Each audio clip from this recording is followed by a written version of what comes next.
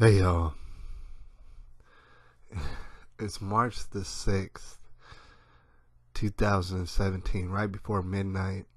You guys, I just stopped watching a video on YouTube in order to shoot this video, which I've been meaning to shoot. I was watching Nick Cannon's latest stand-up, and I'll see about leaving a link down there below. I gotta tell you this. From what I've seen of Nick Cannon, and I've seen a lot, me and Nick Cannon would disagree on a whole lot, a whole mess of things. Me and Nick Cannon, we would definitely disagree on maybe a majority of what we think about and stuff, alright? But Nick Cannon did an absolutely superb job on the dang stand-up. This guy really is talented. Alright, and there is stuff where we can find common ground. And me and Nick Cannon, I feel like I would enjoy hanging out with Nick Cannon if ever that was something that we chose to do. Alright, and I think it's good. It's gonna go viral, obviously, but this is actually what got him fired, I guess. From what I understand, he got fired from America's Got Talent because of the stand-up that he done. And please understand that he knew he was going to get fired. All right, his jacket said freedom. I thought that it was it's very significant. It reminded me of like that Eddie Murphy when he was wearing that red leather for some reason. All right, I think it'll prove to be quite historic. You want to check it out. He's pretty funny too. He's pretty funny. He's got some talent on him. But anyways, like I said, I had to stop that video. I'm not done watching it. It's an hour long. I had to stop it. Alright, just because there's some stuff that I really want to share with you guys that you might not know. Hey, the thing is, I didn't even really know, I didn't really know the gravity of the situation until maybe just a few days ago. Alright? And just to be very brief on a very complex situation, from what I understand here is that Jesus is the only way, alright? And inevitably everybody learns that.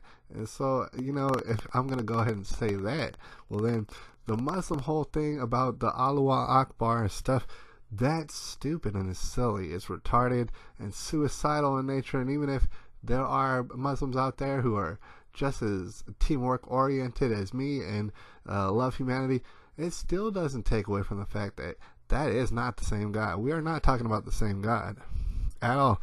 And like, you can debate as to whether when the Jewish people, if we're talking about the same God, pretty much we are talking about the same God because we're talking about the same old books. All right, and then somehow there's deviations, and there are Jewish folks out there who love Jesus. All right. So, anyways, the Muslim thing, unfortunately for all of these Muslim people out here, it's wrong. All right, I don't care what you do. Go ahead and do whatever you want to do with all your Muslim stuff. I'm not gonna participate, but I go for it. All right, do it over there, somewhere over there, so that I don't have to be a part of it. All right, because there is only one God, and I understand it. If I deviate from him at all, if I start believing in some other God, some God who looks totally different, that I'm going to just slip and fall into retardation, and I don't want that. Alright? All human beings are important. You got to understand. Every last human being, individual in this world is important. Alright? And the reason is because they all have the capacity to accept Jesus one day. And when they do, there's no turning back. You know what I'm saying? They become a fountain of life for other people, and they help people with their problems, even if, they don't know what they're doing and stuff. They just try and help a fallen situation that is the earth. All right.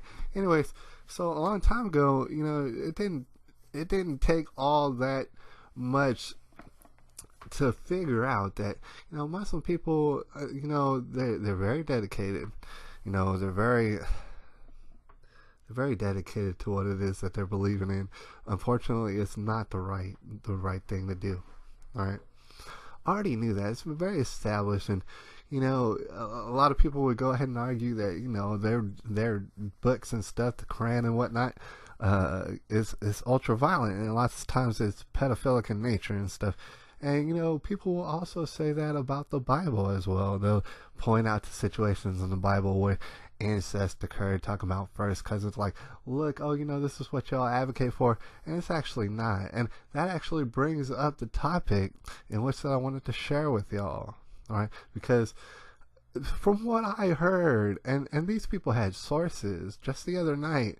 I'm talking about Gavin McInnes. He was on Joe Rogan Experience. They started talking about stuff, pulling up stats on the computer, and from what I'm understanding is, in certain Muslim countries, namely Pakistan, right, a whole lot of people be marrying their cousins and having children with their first cousins. All right, a total disaster when you think about it. But this is their tradition. You understand? Like, if you look back in the Old Testament, you're gonna see that people, they married, their first cousins, or perhaps even like their half sisters and stuff, married them. All right, this is back when there weren't many people. You know what I'm saying? Back when Noah, for example, had 3 sons, yeah, you're going to wind up marrying your cousins and stuff. And even farther down the line, because you got to understand that, almost everybody in the world turned to barbarians. They turned away from God and then turned into barbarians. So you're not going to want to procreate with all sort of barbarians around you, right? So you are going to wind up marrying your first cousins and stuff for a little while, all right, until you can build up the population of the earth. Right? But once the population is built up, once Jesus' word and his blood has been spread all around the earth, all right, there is absolutely no reason to be marrying your cousins and inbreeding for any reason. Inbreeding is not good, and it's obviously not good. All right, it doesn't take. Here's the thing. This point was driven home to me the other day, and it's just like, wow, that's incredible. The percentage of Muslim folks who are in fact inbreeding with their cousins and stuff, all up in places such as Pakistan, is startling. Me personally, from my perspective, if you have a society anywhere, a community anywhere, and 5% of the people are doing incest stuff and marrying their cousins, that is staggering to me. I think about that and I think, gosh, wow, you got a serious incest problem. But see, the numbers that I was hearing for Pakistan was more than 5. All right, it was startling, right? And then it doesn't take all that much doctoring over in these countries to figure out that all their babies are being born with all these weird genetic mutations and stuff. Some of them are still wondering why. Right? I have to explain if you don't understand. The Old Testament, like I said, there wasn't that many people. People were barbarians all over the place. They did in fact marry their cousins and things, all right, and grew out of that, all right? And as they grew out of it, their sexual diseases and stuff went away. There's, all the strife was taken off of them, because guess what? You're not supposed to marry your cousin or anything like that, right? And here's the thing. I've made videos prior to this one where I specifically speak against the dangers of intermingling. Intermingling is not something you're going to want to do, especially in the tribulation. It is not going to work. It's going to fail miserably on you one day, and that day is coming, all right? Especially in the tribulation. Intermingling is not going to help you. There's a lot of couples out there, I'm sure that there's a lot of couples out there, and they believe in different gods, and that's actually what's the problem, all right? When I say intermingling, it has nothing to do with race or what country you're from or anything like that. It's what God that you're worshiping on. And intermingling is no good. But to the polar opposite end, incest is a terrible thing. All right, and obviously diseases are going to pop up, and it seems to be a terribly just an epidemic going on in some of these Muslim countries when it comes to doing this, and their babies are coming out all messed up, and it adds to people who are growing up incestually. Their DNA is breaking down and stuff, and of course they're going to wind up becoming things like terrorists. I mean, how many people from America really pop up and become terrorists? Hardly any of them and stuff. I would say that we're not doing enough to squelch inbreeding out of our country, to be honest, but there's not much inbreeding. Not when you compare it to all these Muslim countries over here doing the inbreeding of a lifetime. And that's the thing about it. I've heard since I was growing up about, you know, the nightmare that is arranged marriages. Oh, you can't, like, in these countries, the focus was, okay, you have to marry who your parents tell you, all right? And that's the nightmare, because you can't choose who you want to fall in love with and marry and stuff in some of these countries. And they talk about that, and you know, they talk about how it's such a horrible thing for these girls that they can't choose the man who they want to marry and fall in love with. But no, really the problem is they're getting arranged married to their cousins. That really is the real problem. All right. And obviously the genital mutilation and covering them with tents and stuff, like, that doesn't hardly make no sense, does it? All right. And you could argue whether or not circumcision is genital mutilation or whatnot. I personally, I don't think it's necessary.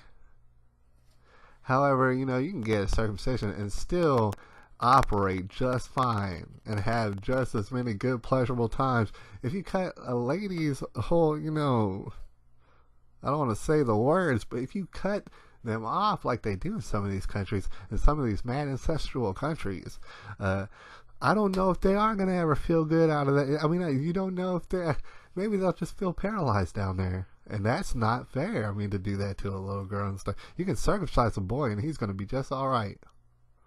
Honestly. And so, it is, it sounds scary, and it is scary and stuff.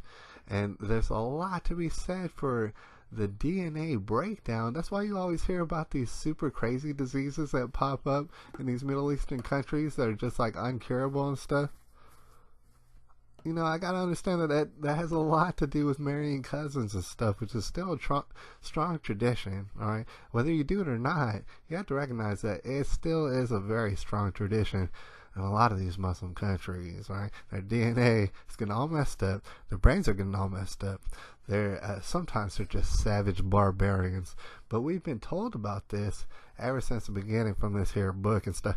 Anyways, it's March the 7th now. It's past midnight, 2017, and the takeaway from this is that a lot of Muslims be inbred. In fact, there's a lot of people out there who be inbreeding.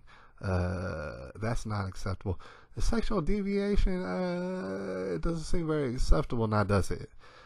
And I'll holler at y'all.